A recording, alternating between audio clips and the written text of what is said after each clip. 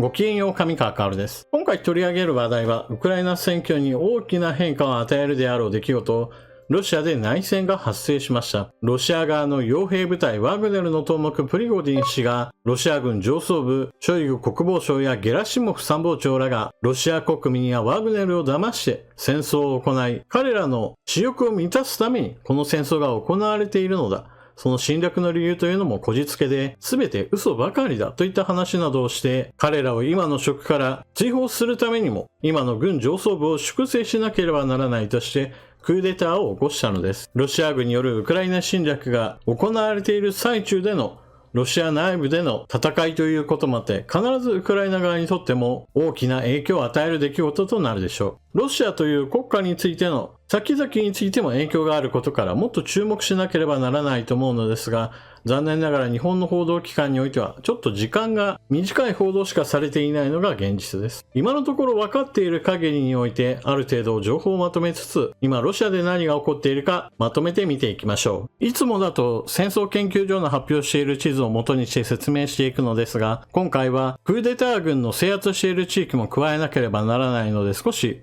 他の方の作成した地図を使わせてもらいます。まず第一に、現在ウクライナはロシア軍に占領されている地域があります。その東の方にロシア本国領があり、ロストフ州、ボロネジ州がウクライナ領土と隣接している州です。ワグネルはこのうちロストフ州において最初の軍事行動を起こしました。この場所にはウクライナ侵攻のための南部軍管区司令部が存在し、これを抑えることがまず第一歩となったのです。当初、クーデターが発生したと報じられ、ロシア軍がこれに抵抗すれば激しい戦闘になることが予想されました。しかし、当初伝わってきた映像などでは、ロシア軍による抵抗はほとんど見られていません。この時点においては、ロシア軍側からの抵抗というものはなかったようなのです。そのことを示すように、プリゴジン氏は、南部軍管区は速やかに制圧されたことを宣言し、ロストフ州全域においても、ワグネルの部隊が次々と軍の関連施設などを制圧し、コントロール下に置いたことを続けて発表してきました。また、右側の画面においては、ロストフ州における市民の反応なども載せています。市内にはワグネルの部隊が様々な地点に立っており、市民は一体何事が起こったかとこれを撮影しにやってきています。あまりに多くの人々が集まったため、この後、ワグネルの部隊の兵士たちによって家に帰るようにと促され、解散が命じられました。そして、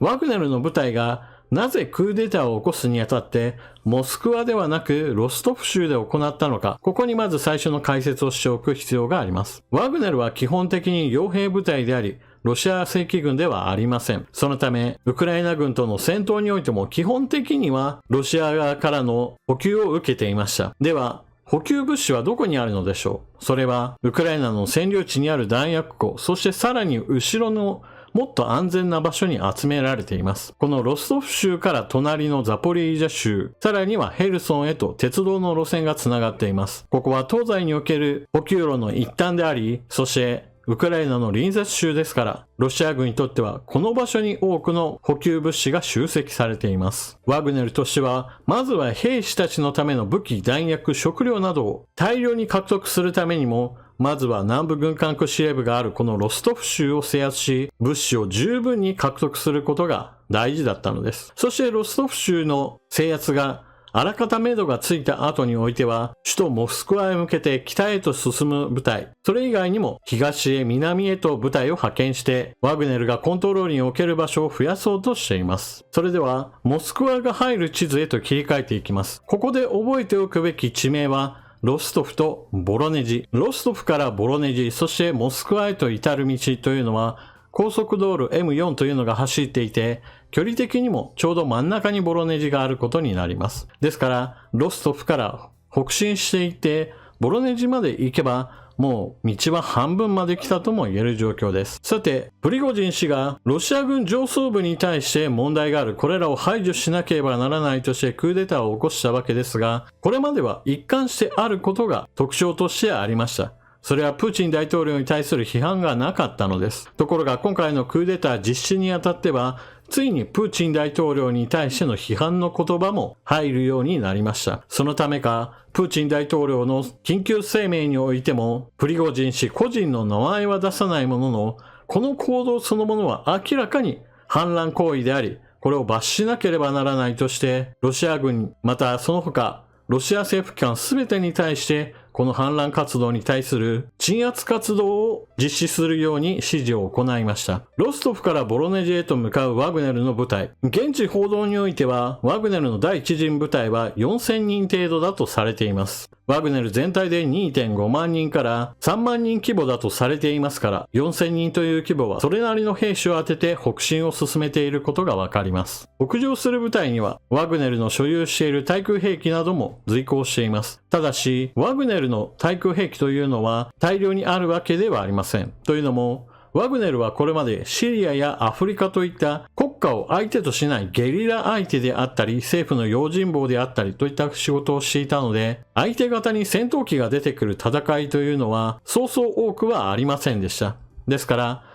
ウクライナとの戦いにおいて配備された対空兵器は十分な数ではありません。歩兵の持っている地対空ミサイルは大量にあったとしても、ロシア正規軍の特に空軍の持っている戦闘機に対する備えとしては、あまり強力な兵器が数多くはありません。ですから、ボロネジへと入ったワグネルがロシア軍の戦闘ヘリなどを撃墜したといった話などを次々としているのですが、同時にロシア空軍による空爆に対しては、十分に対抗できていない話が早くも出てきています。こちらの映像は、ロシア軍の戦闘ヘリ KA-52 に対してワグネルが対空ミサイルを放ったところです。フレアによってミサイルが反らされています。しかし、ワグネルの北進は、ロシア軍にとっても十分脅威となるほどの速さだったということもあって、ロシア軍に奇妙な動きが出ています。それは、ボロネジにある石油基地がロシア軍の攻撃によって炎上したというのです。こうした背景には、ワグネルがロストフにおいて武器弾薬を接収したのに加えて、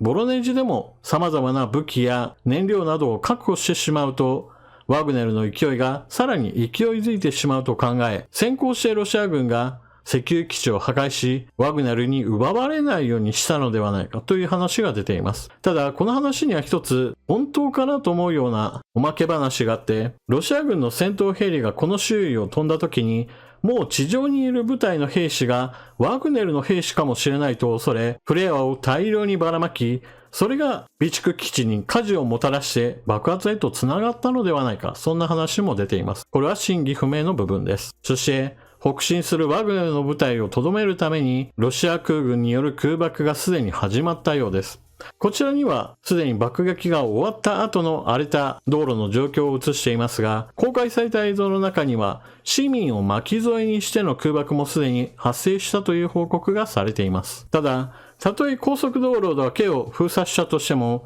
モスクワへと至る道はたくさんありますから、ロシア軍としては北進するワグネルの部隊を待ち構えなければなりません。すでにモスクワ郊外においては、近場の部隊から緊急招集された兵士たちが防御線を作り始めており、ワグネルの襲来に備え始めています。また、これまではプリゴジン氏と個人的に交友があり、今回の件にも噛んでいるかもしれないと疑われていたチェチェン共和国のカディロフ首相なのですが、今回の一件に関しては、プーチン大統領の側につくことを表明しました。ワグネルの行動は反乱行為であり、これを制するためにも、チェチェン共和国の部隊をワグネル鎮圧のために動かしたというのです。当初ロシア軍、特に地上部隊については、ワグネルとの戦闘はほとんど起きていませんでした。このあたりは明らかにロシア側の動きが鈍かったと思います。プーチン大統領が明確にこれは反乱行為であり、これを制圧するために指示を発したという声明を出してからは戦闘が激化したように見えます。その際に移動に時間のかかる陸軍ではなく空軍が最も早く反応し、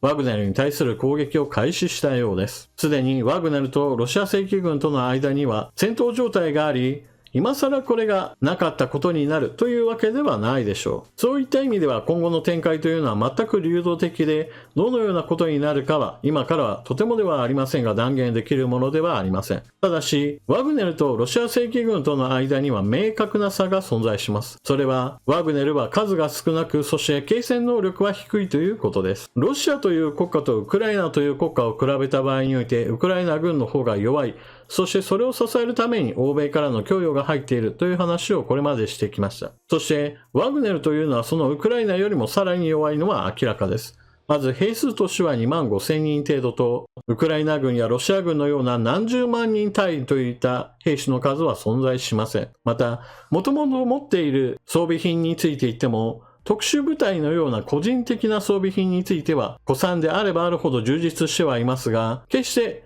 国家間戦争のために備えていた部隊ではありません。基本的には対ゲリラ戦闘であるとか、軍事政権側に立って各地で民衆の暴動を抑えるとか、そういったことを主にしていた人たちですから、個人としての戦闘力は高くとも国家間戦争に耐えられるだけの組織レベルではありません。ですから、戦いが長引けば長引くほど基本的にはロシア正規軍の方が圧倒することとなります。特にそのきっかけとして考えられているのが空軍力の差です。ワグネルの空軍力は基本的にはないと考えてください。ワグネル側のツフォーイ25といった地上攻撃タイプの戦闘機などはありますが、いわゆる戦闘機対戦闘機、空中戦といったものを想定した装備というのは基本的には聞いたことがありません。また、対空ミサイルについても S400 のような長距離射程の対空ミサイルのような兵器については配備されているといった話がないので、この点についてもロシア空軍を抑え込めるだけの防空能力は低いと考えられます。ですから、長期になればなるほど、ロシア空軍による空爆に激しくさらされ、部隊が長期的に戦うのは難しいでしょう。だからこそクーデターとしてはなるべく短期決戦を行う必要があります。現在のところ、プーチン大統領としてはまずモスクワをしっかりと守るといったことを優先するでしょうから、その守りが固まる前に、プリゴジン氏がモスクワへと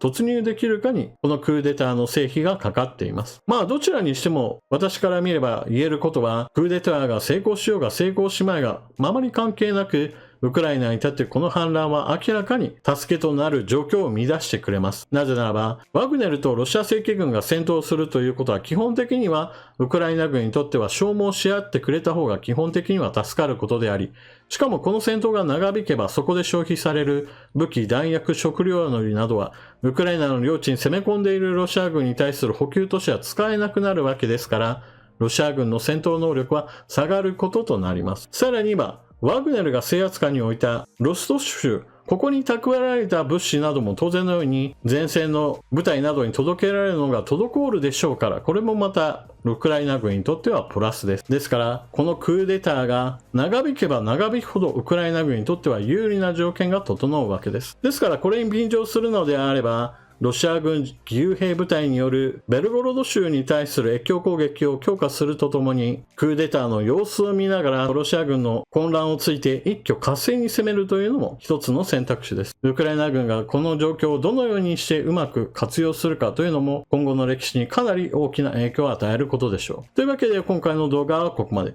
事態は非常に流動的でどのような展開になるかは全くわかりません。しかし、ワグネルがクーデターを起こしました。どの程度長引くのか、どの程度の規模まで発展するか、それはロシアの未来にとっても、ウクライナの未来にとっても、どちらにも大きな影響を与えることでしょう。この事態をあなたはどのように考えているか、ぜひともコメントしていってください。それでは動画を最後までご視聴いただきありがとうございました。チャンネル登録していない方はぜひともチャンネル登録していってください。そして動画を見終わったら、評価ボタンのクリックと、あなたの感想、コメント、またスーパーチャットなどもぜひともよろしくお願いします。それでは次の動画でまたお目にかかりましょう。またね。